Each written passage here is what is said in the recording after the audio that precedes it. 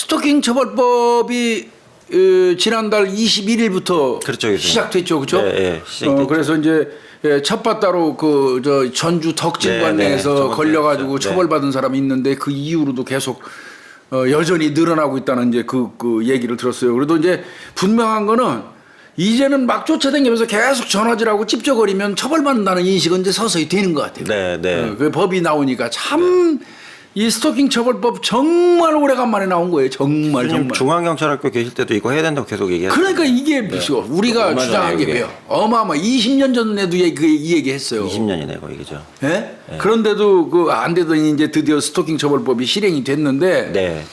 하다 보니까 이제 오늘 이슈 사건은 저 옛날 연인 집에 불이 난 걸 보고 확 뛰어들어간 남성이 있었어요. 그러니까 전 여자친구의 집에 뛰어들어간 남성이 있었는데 그 남성은 불이 나니까 누군가 구조하려고 들어갔다는 거예요. 근데 그 당시에 그 전 연인 그 여성 같은 경우는 집에 없었어요. 여행 가고. 여자친구는 없었고요. 당사자는. 그런데 이 남성은 전 연인이에요.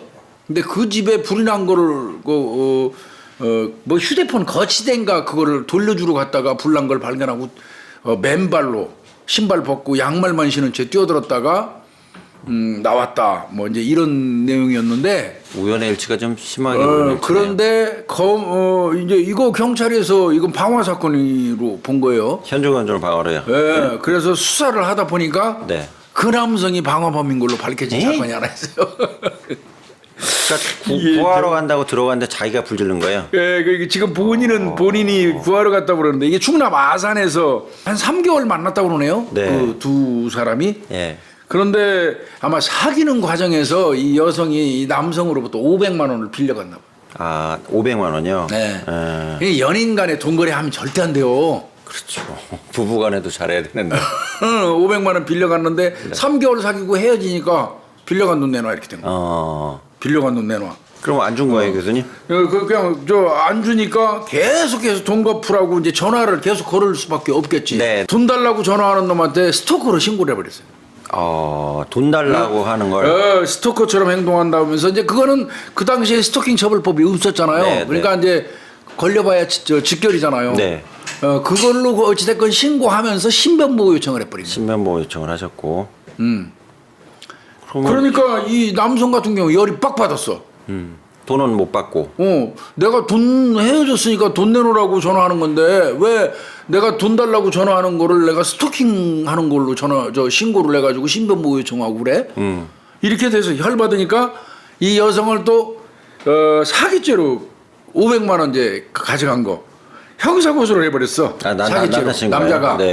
그러니까 이제 두 사람이 이제 그 어떤 소송전으로 간 거죠. 선 넘어버렸네. 그런데 이제 이거 이제 경찰관들도 얘기했겠지. 이게 사기죄가 성립되기도 어렵고, 그다음에 그 돈 때문에 계속 전화한다는 거는 그 스토커로 보기도 어렵다. 아마 얘기했을 것 같아요. 그러니까 둘이 일시적으로 화해를 했어요. 화해를 했고요. 일시적으로 화해를 했는데 또 조금 있다가 결국 또 앙숙이 또 됐어요. 돈 때문이겠죠, 교수님? 결국 돈이죠. 500만 원. 그러니까 이 남자가 에이씨 불질러 버려야겠다. 아이고 또 왜 그랬대. 이 사람은 일생일 때 실수를 한 거예요. 머릿속에 사고 딱 그 순간. 500이 뭐라고. 그래가지고 2018년 7월 26일 날. 7월 26일 한밤중이에요. 새벽이니까 한밤중이죠. 여름이네 여름. 이 남자가 그 여성 그 원룸 그 아파트가 있는데 아산에 있는 아파트인데요. 야외 주차장에 차 딱 대요. 차 끌고 차 댄 다음에 신발을 벗어요. 그리고 맨발로 아파트 정문을 통과해서 들어가는 게 아니라 담을 넘어서 가요. 담을 넘어서. 여기서부터 게임은 끝난 건데 내가 볼 때. 그리고는 창문을 넘어서 아파트로 진입해가지고 비상계단을 통해서 5층으로 올라가는. 그 여성 옆에 있는 계단으로 올라가네요. 그리고 현관 비밀번호는 근데 이 여성도 참 소홀히 한 거예요. 헤어졌는데 비번을 그대로 또 똑같아요 여기도. 알고 있었던 거예요. 참 왜 그래. 비번 바꿔야지. 비번 열고 들어가가지고 그 여행 가고 없었다고 그랬잖아요. 작은 방 그 매트리스에다가 라이터를 불 붙여버린 거예요. 근데 매트리스 같은데 불 붙으면 염 교수님 아시죠? 바로 확 올라오는 거 아니에요. 그거 장난 아니죠. 금방 후루룩 타는 게 아니란 말이에요. 네. 안으로 막 이게 안으로 이렇게 매트리스를 좀 가다가 스며들어 가지고 네. 하다가 순식간에 이제 네. 번지는 그런 폭발식으로 형태로. 되더라고요. 예, 아파트 그 작은 방 그러니까 이제 저 작은 방 그 매트리스에다 나이트로 불 붙이고 이제 빠져 나왔는데 조금 있으니까 확 붙었지 뭐 불이. 예.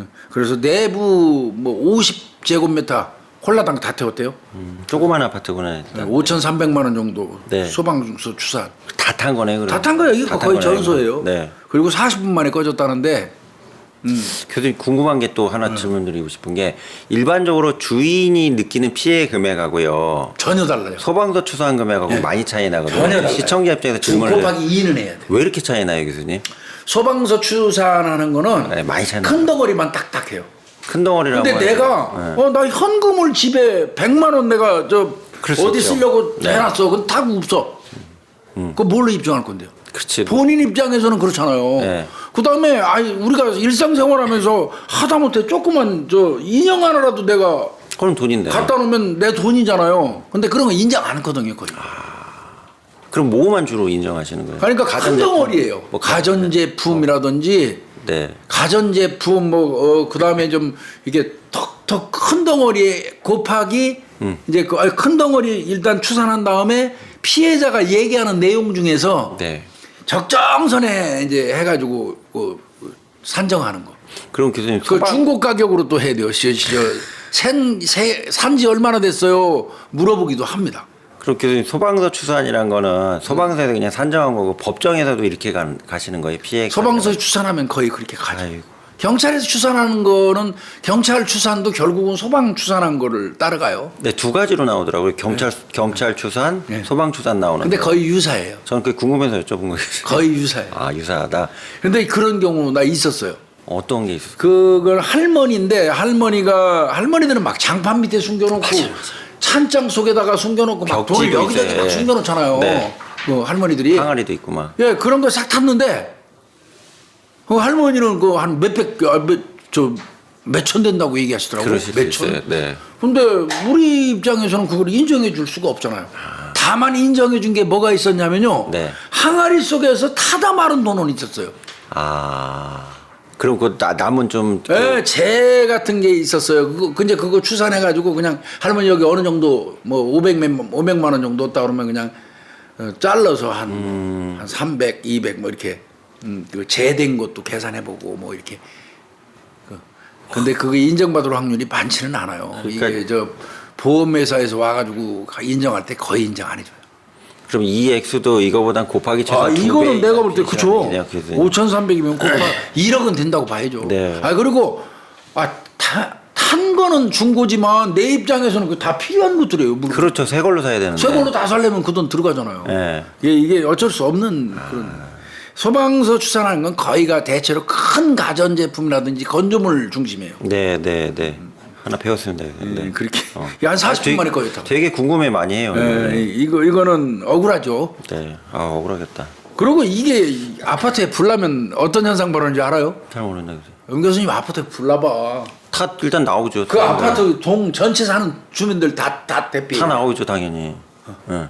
100명 넘게 다 대피하고 난리 났대. 그 번질까봐 그렇죠. 큰일 그 나니까. 아파트에서 불 번지면 대형 사고예요. 대형 사고. 밀집 주택 그 공동 주택에서. 네. 그러니까 여기서도 한 100여 명이 새벽에 자다 말고 다 뛰어나온 거야. 그러네. 난 그것도 봤어. 아예 팬티 바람에 나온 사람들을 수도 없이 봤어. 살아야 되니까 일단. 쫙 깔렸는데 왜 이렇게 여름에는 다들 팬티 바람이 주무시나 봐 남자들은. 그 더우니까 그렇죠. 뭐. 그 팬티 바람에 나오셔갖고 수건 두르고 있는 분들도 봤어요. 그래서. 근데 한 100여 사람이 이거 한밤중에 소동이 일어난 거예요. 아비규환이었네 이게. 그럼 이제 이거 화인은 당연히 밝혀야 돼요. 네, 남자 네, 입장에서. 네. 이게 실화냐 방화냐는 엄청나게 차이가 나고요. 실화는 대다수가 누전에 의한 전기 전기요, 합선. 합선이요. 그다음에 아니면 부주의에 의해서 차를 끓인다든지 음식 조리하면서 거기 넘어가서. 켜놓고 네, 네. 그냥 나와가지고 가열돼서 나는 거 이런 거 등등이거든요. 그러니까 CCTV 경찰이 이제 그 확인도 하고 그런 과정이 들어간 거죠. 네. 그래서 얘는 사실은 지가 불 지른 건데 네. 얘는 이제 주변에 CCTV를 경찰들이 까보니까 뭐 그 남자가 양말만 신고 거기서 나와가지고 신발 아파트 없고. 넘어서 가는 게 보인단 말이야. 그 족적- 일반적이지 않잖아요. 그 족적으로 안 남기려고 그런 거죠, 교수님. 그럼. 그럴 것 같습니다. 네, 양말을 안 경찰이 나오니까. 볼 때는 이건 일반적이지 않아요. 네, 근데 네. 이제 경찰도 초창기에는요. 그 안에 가보니까 이 방, 불난 방, 그 작은 방에서 이 멀티 콘센트 있잖아요. 네.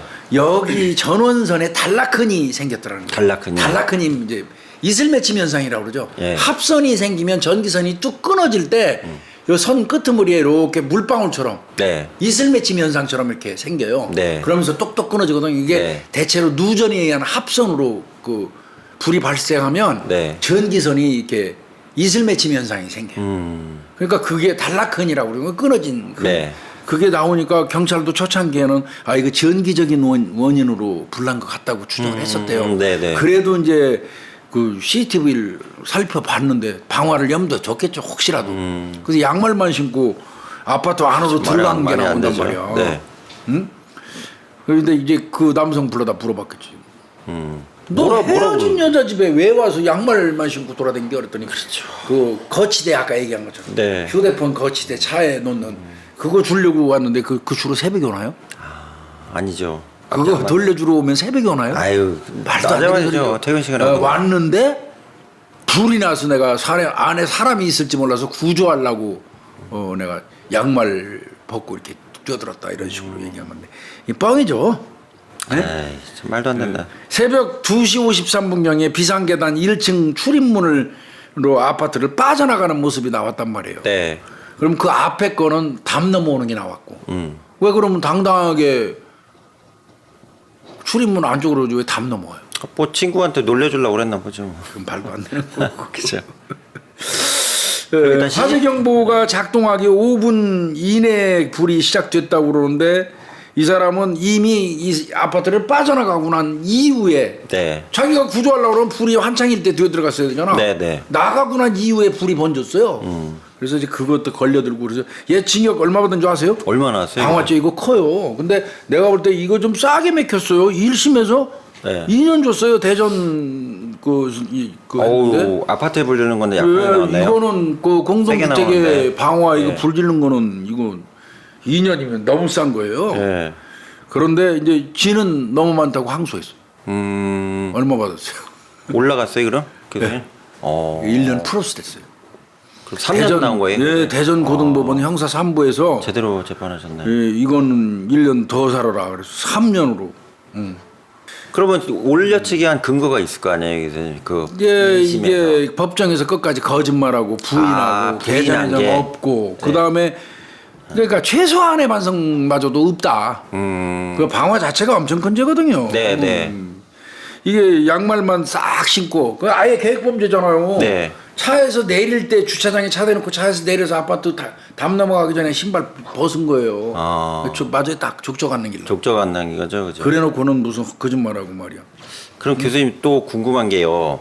그 우리나라 말고도 교수님 해외 뭐 비교 연구도 많이 해보셨잖아요. 근데 그 사람들이 잘 이해 못하는 게 4대 5대 강력 범죄에 방화가 들어오는 걸 잘 이해 못하는 사람 되게 많거든요. 그것 좀 알려줬으면 좋을 것 같아요. 진짜 모르는 사람 많아요. 경찰에서 중요 범죄라고 그러면 살인, 강도, 강간, 방화, 네. 그다음에 조직 폭력, 예. 꼭 하나 더 합치면 마약이에요. 예. 근데 방화라는 거 자체가 네. 방화는 살인에 버금가는 겁니다. 그 결과로는 그렇죠. 더더군다나 사람이 실존하고 있는 현주 건조물에다가 불을 질러 버리면 불타 죽으라는 얘기잖아요. 살인행위에 버금가는 그럼 거예요. 교수님 그 방화죄 중에서도 현조 건조물하고 또 일반 건조물하고 일반 달라요. 건조물 있잖아요. 그거 네. 잘 구분 완전 못하는 분 많거든요. 좀 그게 이제 현주 건조물 방화는 사람이 실내에 상존하는 거예요. 현재 예, 거주한다는 현주 건조물. 예. 거기에는 이제 선박이나 비행기도 들어가요. 선박 비행기도 예. 들어가요.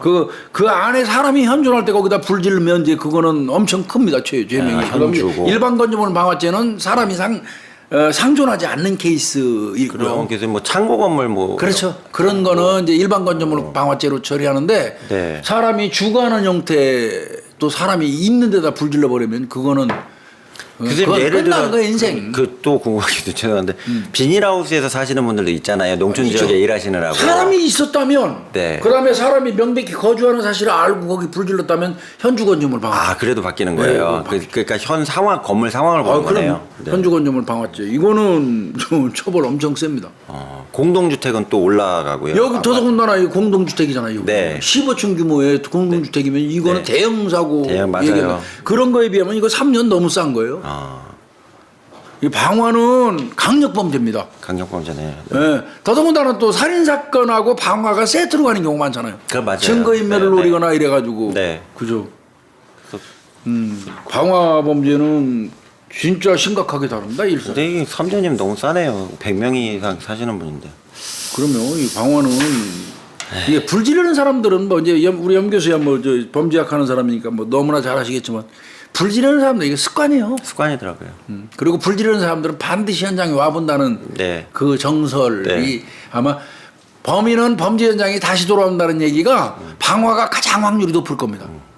그렇죠. 많아요. 그리고 제가 늘 말씀드리지만 방화에 이게 불이 난 현장에서 주변에 와가지고 오 불났어 하고 막 구경하는 사람들 CCTV 같은 걸로 영상 다 찍어놨다가 다 나중에 찍으신다며요. 예, 해서 구경꾼들로. 그 중에서 이렇게 팔짱 끼고 본 놈이 범인인 경우가 꽤 많아요. 유영철이 같은 경우도 그 해화동이 삼성동에서 불 질러놓고 거기 좀 떨어진 저쪽 옥상에 올라가서 그 불 나는 거 보고 있었잖아요.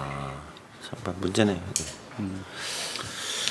그런 사건이 하나 있었고요. 아무리 근데 헤어진 연인이라도 그래 가서 그 여성 같은 경우는 아이가 있었는 모양이더라고요. 아, 아기가요. 그런데 큰일 날 뻔했네.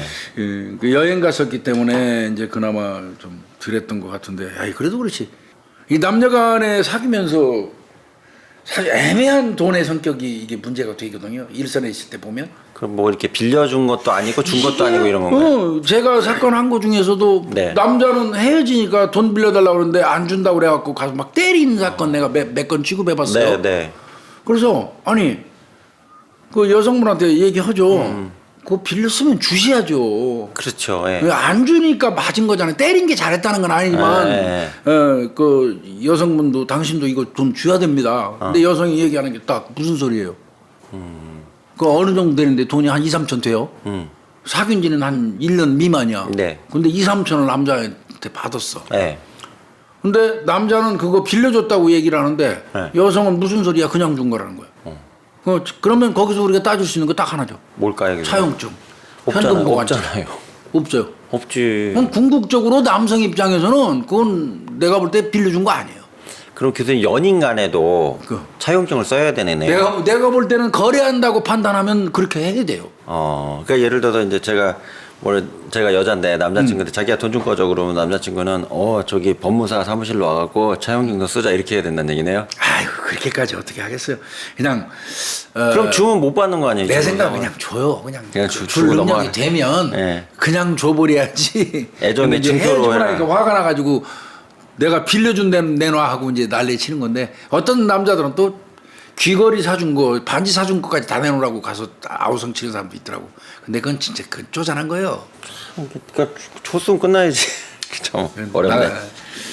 뭐 사람마다 다른데 그것 때문에 싸움 많이 나요. 많이 난다고 그러더라고요. 많이 신고 많이 들어온다니까. 네, 되게 많다고 그러시대요. 막 여성을 때렸다고 그래서 신고받고 가가지고 남자 끌고 왔어. 네. 왜 때렸냐 그러면 이제 때리는 원인을 우리는 또 쓰니까 네. 내가 빌려준 돈이 3천만 원 정도 되는데 우리 엄마 뭐 병원비 한다고 빌려가고 뭐 동생 뭐 한다고 빌려가고 그래 내가 그때마다 입금 딱딱딱 해줬는데 이제 해줬으니까 그 돈 내놓으라고 그러는데 이 여자가 안 주니까 내가 열받아서 내놓으라고 그러다 그런 거다.